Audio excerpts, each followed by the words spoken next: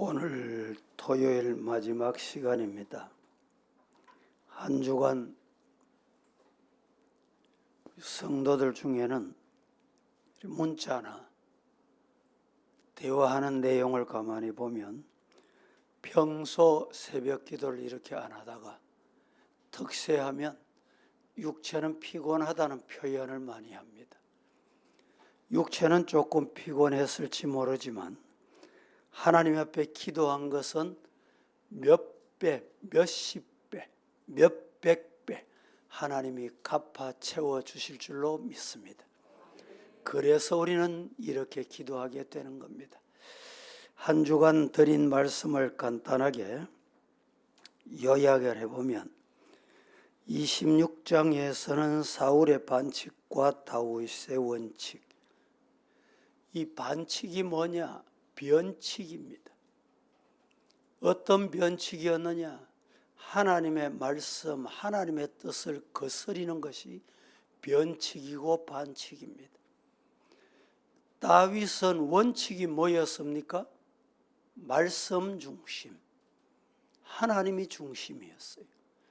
비록 본인에게 손해가 되더라도, 자신의 생각과 다르더라도 하나님이 하신 일에 나는 간섭할 수 없어. 하나님이 하신 일에 내가 손댈 수 없다. 이게 뭐냐? 원칙.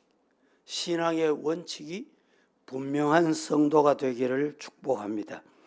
두 번째 화요일에는 하나님의 섭리를 우리가 어떻게 이해해야 합니까? 그렇습니다. 일어나고 있는 환경, 도대체 이해 안 되는 환경, 이런 것들도 하나님의 뜻이냐? 하나님의 뜻일 수가 있습니다. 이 말씀을 드렸습니다. 세 번째는 평소에 잘해라. 어느 특정한 때 잘하려고 한다고 되는 게 아니에요. 평소에 신앙생활이 짝퉁 신앙생활이 아니고 가짜 언어가 아니라 평소에 진실하자라는 말씀을 드렸습니다. 네 번째 날에는 하나님께서 우리가 이해 안 되는 부분 모두 다 교통정리하시는구나. 그래서 하나님의 뜻이 이루어진다. 그렇습니다. 내가 노력한다고 되는 게 아니에요. 하나님이 때가 되면, 시간이 되면 하나님의 뜻을 이루신다. 교통정리하시는 분이 하나님이십니다. 믿으시기를 축복합니다. 이 교통순경이 교통 이 신호를 할 때 자기 권위로 합니까? 청장의 권위로 하는 거예요. 나라의 법의 권위로 하는 거예요. 국회에서 통과한 법의 권위로 하는 것입니다. 오늘 우리도 이 교통정리 하나님 하시는 하나님의 뜻을 우리가 보아야 합니다. 어제 아침에는 잿더미 위에 서신 하나님의 메시지, 하나님께서 다윗을 다시 블레셋 전쟁에 빼내어서 돌아오게 하십니다. 와보니 아말렉이 쳐들어와서 잠깐 비웠던 그곳, 잿더미가 되어 이해할 수 없는 이런 환경에 있어서 왜 이렇습니까? 하나님 앞에 원망할 수밖에 없는 상황이었는데 거기에서 하나님의 메시지, 하나님의 음성, 하나님의 뜻을 발견했다는 말씀을 드렸습니다. 오늘 마지막 31장 1절부터 13절까지 다 읽으면 좋은데 나머지는 여러분들이 오늘 읽으시고, 이 말씀은 사무엘상의 시작이 서광, 빛이 비치는 서광으로 시작이 됩니다. 그런데 오늘 본문 31장에 나타나는 단어가, 많이 언급된 단어가 무슨 단어입니까? 죽다, 죽었다, 죽었다. 슬픈 말씀으로 기록이 종료됩니다. 황혼으로 끝을 맺고 있다는 말입니다. 1절 말씀에 이렇게 시작합니다. 블레셋 사람이 이스라엘을 침해, 블레셋 사람이 이스라엘 쳤는데 어떻게 됐단 말입니까? 이스라엘 사람들이 블레셋 사람들 앞에서 도망하여 갈보아 산에서, 도망하면 살아나야 되잖아요. 도망하면 피할 수 있어야 되잖아요. 도망해도 길보아 산에서 엎드려져서 다 죽었다. 얼마나 슬픈 소식입니까? 왜 블레셋 사람들에게 하나님의 선택받은 이스라엘 백성들이 이렇게 패배하고 죽임을 맞느냐, 이 말입니다. 이스라엘의 패배와 블레셋의 승리에 대해서 오늘 사무엘상 31장은 기록하고 있습니다. 한마디로 하나님의 백성들의 패배에 대해서 기록으로 오늘 본문은 마치는데, 정말 오늘 본문은 침울하고 암담한 내용으로 계속되고 있습니다. 사무엘상은 우리가 아는 대로 사무엘의 탄생, 서광으로 시작해서 오늘 31장은 사울왕, 이 사울왕의 죽음으로 종료하고 있습니다. 좀 살펴보면 그 과정은 첫째 4절입니다. 사울이 자기 칼을 취하여 그 위에 엎드려 지매. 둘째 6절 말씀에 그의 모든 사람이 다 그날에 함께 죽었더라, 이렇게 말씀합니다. 세 번째 9절 말씀에 블레셋 사람이 사울의 머리를 베고 갑옷을 벗기고, 이렇게 말합니다. 네 번째 10절 말씀에 그 갑옷은 아스다롯의 집에 두고 그 시체는 벳산 성벽에 못 박았다 라고 말합니다. 다섯째 11절 말씀에 길르앗 아베스 거민이 그의 남은 시체를 가져다가 화장에 장사 지냈다 라고 말씀합니다. 길르앗 야베스 거민들은 암몬 족속에게 압제당할 때 사울이 와서 그들을 건져준 것을 기억하고 위험을 무릅쓰고 벳산 성벽에서 사울의 시체를 가져다가 장례를 치루어 준 장면을 소개합니다. 이것이 곧 사울의 마지막 모습. 이 모습은 하나님의 버림을 받고 하나님과 멀어지고 인본주의에 빠진 인간의 최종 모습이다. 인간의 최후의 모습. 얼마나 비참한 모습입니까? 이로써 사울과 그를 따르는 이스라엘 사람들이 다 함께 죽게 되어 한 시대의 역사를 마무리하게 됐다. 사무엘상 이렇게 끝이 납니다. 그러면 사울의 일가가 몰락하게 되는 지로를 간단하게 말씀드립니다. 첫째, 사울도 하나님의 백성 중에 한 사람이었습니다. 둘째, 그 중에서도 겸손하고 출중한 인물로서 왕으로 선출되기에 어느 누구도 반대한 적이 없었습니다. 셋째, 집권 초기에는 전쟁에서 뛰어난 승리를 거두어서 온 백성으로부터 박수갈채를 받고 신임을 받았던 인간입니다. 넷째, 블레셋에 골리앗을 물리친 다윗을 자신의 사위로 그리고 신하로 맞아 천군만마를 얻은 듯 했던 모습까지 우리는 기억합니다. 그런데 그러던 그가 왜 그렇게 비참하게 최후를 맞게 됐는가? 끝내 자살로 인생을 마감했는가? 이유가 뭘까요?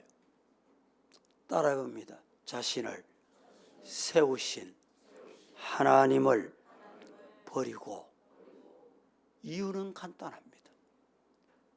하나님을 버리면, 하나님을 떠나면, 하나님의 말씀에 순종하지 않으면 최후가 이렇게 되더라라는 말입니다.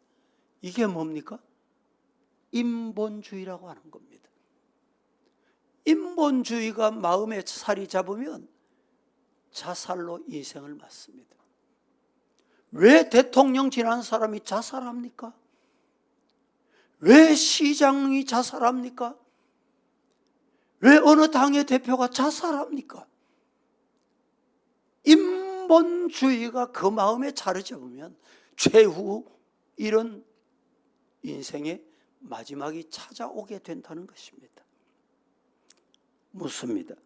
그러면 인본주의라고 했는데 인본주의가 뭡니까? 예? 여러분은 인본주의입니까? 신본주의입니까? 인본주의가 뭐냐 이 말입니다. 사람이 사람을 일생의 모든 본으로 삼고 사는 삶을 살아야 되는데, 아니면 모든 것에 어뜸이 되는 것을 생각하고 그 일을 행하기 위해 노력하고 수고하고 땀을 흘리고 애쓰고 말하고 생활을 해야 하는데 반대 생활을 한다. 이게 인본주의인 것입니다. 이렇게 막연하게 생각하는 경우가 많습니다. 인본주의라는 정체의 가장 중요한 그 중심, 핵심에는 하나님이 없다. 하나님 두려워 안 한다. 하나님 없이 내 마음대로 행동한다. 이것이 인본주의다. 이 말입니다. 태도, 말, 삶, 생활, 대인관계 보면 인본주의인지 신본주의인지 우리는 알 수가 있습니다. 어느덧 알 수가 있더라 이 말입니다. 여러분, 인본주의의 삶을 살면 어떤 결과를 가져오느냐? 첫째, 하나님의 말씀을 지키지 않으므로, 하나님의 말씀과 멀어짐으로 그때부터 인본주의가 자리 잡게 되는 것입니다. 13장 13절 말씀에 왕의 하나님 여호와께서 왕에게 내리신 명령을 어떻게? 지키지 아니했다. 이게 뭡니까?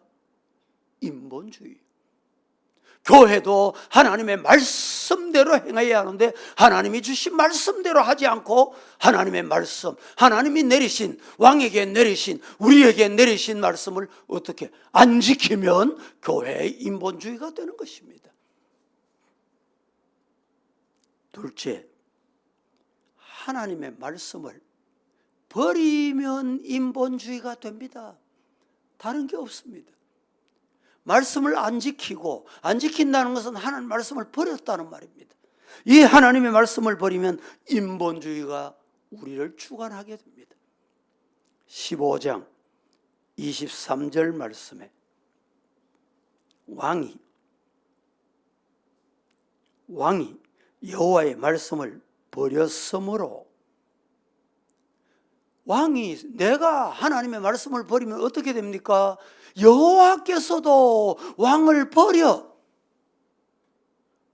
왕이 되지 못하게, 그에게는 비참한 결과, 가정의 문제가, 삶의 문제가, 앉았던 자리가 빼앗기고 가졌던 재물이 빼앗기고. 왜 그렇습니까? 하나님 버리니까 하나님도 내 그거 다 버린다, 네게 안 준다. 15장 26절 말씀에도 왕이 여호와의 말씀을 버렸으므로 라고 하신 말씀대로 왕이 내가 하나님을 멀리하면 하나님도 우리를 멀리하세요. 내가 말씀을 버리면 하나님도 말씀 버리는 자가 함께 멀리하신다. 셋째, 하나님의 말씀을 순종하지 않으면 인본주의가 되는 것입니다. 여러분, 이 말씀을 요약합니다. 누가 인본주의입니까? 말씀 안 지키면 인본주의입니다. 말씀을 멀리하면, 말씀을 버리면 인본주의입니다. 말씀 순종하지 않으면 인본주의입니다. 돌아보세요. 말씀 순종하십니까? 아니면 말씀 순종하지 아니하십니까? 28장 18절 말씀에 내가 여호와의 목소리를 순종하지 아니하고 그의 진노를 아말렉에게 쏟지 아니하므로 여호와께서 또 이스라엘 군대를 블레셋 사람의 손에 붙였다. 여러분, 원수에게 왜 붙입니까? 하나님 원수를 사랑하십니까? 원수를 나보다 더 좋아하십니까? 아닙니다. 이유인적 말씀 불순종하면 원수를 사용하시더라는 말입니다. 오늘 여기 블레셋 군에 의해 사울과 이스라엘이 멸망당한 그 근거는 아말렉을 진멸하라고 명하셨던 하나님의 말씀에 순종하지 아니한 결과를 그대로 뒤집어서 사울에게 행하신 결과의 모습을 보여줍니다. 하나님의 말씀에 순종하지 않는 순간부터 하나님 중심에서 오늘 우리 중심이 인간 중심으로 옮겨지는 것입니다. 여러분, 이제 사무엘상의 모든 말씀을 마치게 됩니다. 마태복음 5장 13절 말씀에 이렇게 말합니다. 너희는 세상의 소금이니 소금이 만일 그 맛을 잃으면 무엇으로 짜게 하리요? 후에는 아무 쓸데없어 다만 밖에 버려져 사람들에게 밟힌다.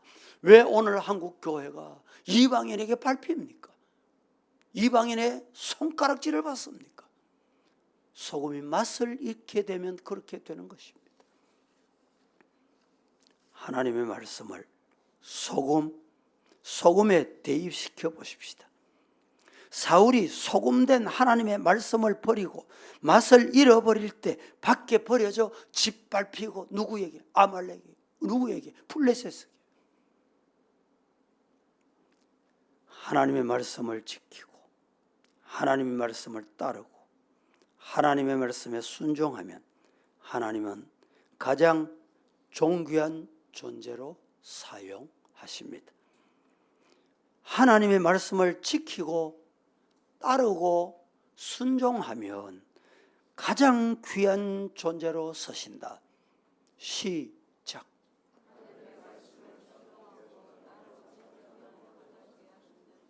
지키고 따르고 뭐하면? 순종하면 하나님이 붙들어 줄게. 내가 붙잡아 줄게.